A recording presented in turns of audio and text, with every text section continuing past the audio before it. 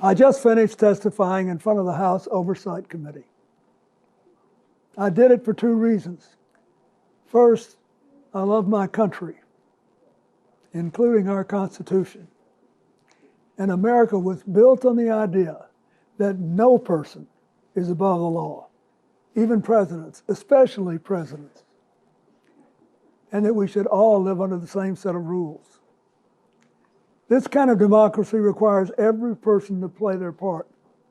And I hope that by being there today, we can bring ourselves just a little further away from the brink and back to being a country where we can disagree civilly and we can search for truth and justice, and that it outweighs the partisan urge to score points and create spectacle.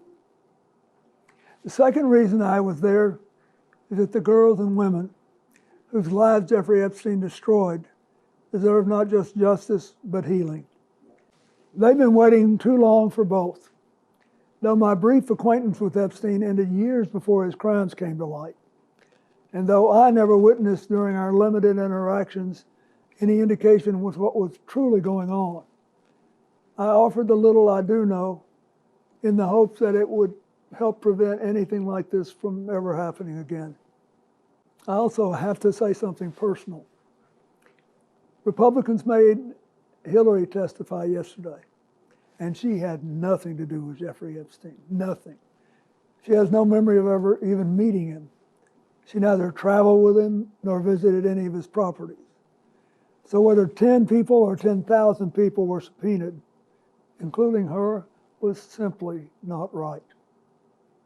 So here's what I told the committee. First, I had no idea of the crimes Epstein was committing.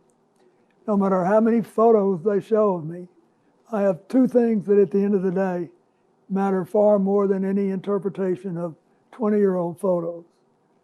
I know what I saw, and more importantly, what I didn't see. And I know what I did, and more importantly, what I didn't do. I saw nothing and I did nothing wrong.